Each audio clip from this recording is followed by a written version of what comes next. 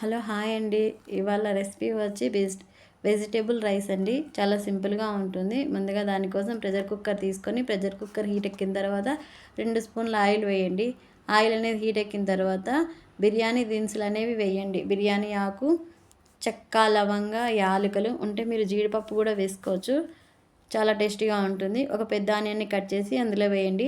Onion అనేది కొద్దిగా ఎర్రబడేంత వరకు ఫ్రై చేయండి.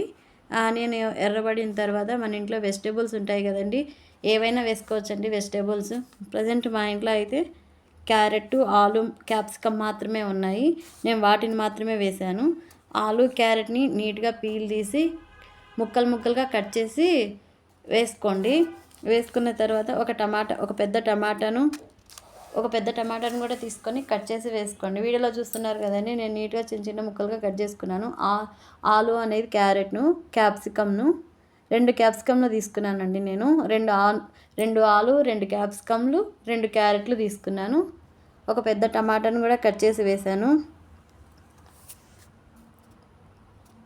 వీడియోలో చూస్తున్నారు కదండి, వెజిటేబుల్స్ అన్నింటినీ నీట్గా కట్ చేసి ప్రెషర్ కుక్కర్లో తీసుకోండి. తర్వాత కొంచెం ఉప్పు, జీలకర్రను, ఉప్పు అనేది కొద్దిగా చూసి వేసుకోండి. మరి ఎక్కువ వేసుకుంటే ఉప్పగా అయిపోతుంది. కొంచెం పసుపు, కొంచెం కారము, ధనియాల పొడి, అల్లం వెల్లుల్లి పేస్టు, కొంచెం కొత్తిమీర, పుదీనా ఉన్నా కూడా వేసుకోండి. నేను వేసాను కానీ వీడియో తీయలేకపోయాను. పుదీనా, కొత్తిమీర వేసుకుంటే ఈ వెజిటేబుల్ రైస్ అనేది చాలా బాగుంటుందండి. ఒక 20 నిమిషాలు నానబెట్టాలండి బియ్యాన్ని. అప్పుడే అన్నం అనేది కరెక్ట్గా మంచిగా అవుతుంది. నేను 20 నిమిషాలు బియ్యాన్ని నానబెట్టుకున్నాను. బియ్యాన్ని నానబెట్టి 20 నిమిషాలు తీసుకున్నానండి. నేను ఇవాళ చేసే వెజిటేబుల్ రైస్ వచ్చి నార్మల్గా మనం ఇంట్లో వండుకునే రైసేనండి. ఇవి బిర్యానీ రైస్ ఏం కాదు. మామూలుగా వండుకునే బియ్యంతో కూడా ఈ వెజిటేబుల్ రైస్ అనేది బాగుంటుందండి.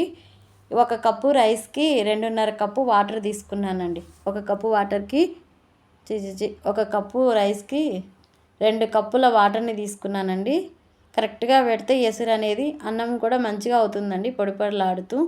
మరీ ఎక్కువగా ఎసురు తీసుకుంటే అన్నం అనేది బాగా మెత్తగా అవుతుందండి. వీడియోలో చూస్తున్నారు కదా, అన్ని ఆయిల్లో మంచిగా ఫ్రై అయ్యేటట్టు కొద్దిసేపు వేయించండి. వేయించిన తర్వాత 1 కప్పు రైస్కి 2.5 కప్పు వాటర్ తీసుకోండి, వీడియోలో చూపిస్తున్నట్టు. తీసుకున్న తర్వాత మూత పెట్టి ఒక 4 విజిల్లు పెడితే అన్నం అనేది మంచిగా ఉడుకుతుందండి. చూస్తున్నారు కదా వీడియోలో, 4 విజిల్లు వస్తే సరిపోతుందండి. మంచిగా 4 విజిల్లలో అన్నం అనేది ఉడుకుతుంది. మూత ఓపెన్ చేసి చూస్తే చూడండి, అన్నం అనేది మంచిగా బాగా ఉడికింది. వెజిటేబుల్స్ అనేవి బాగా కుక్ అయినాయి. ఇలా కుక్కర్లోనే కాకుండా మనం మామూలుగా బౌల్లో కూడా వండుకోవచ్చండి. సింపుల్గా తొందరగా అయిపోతుంది.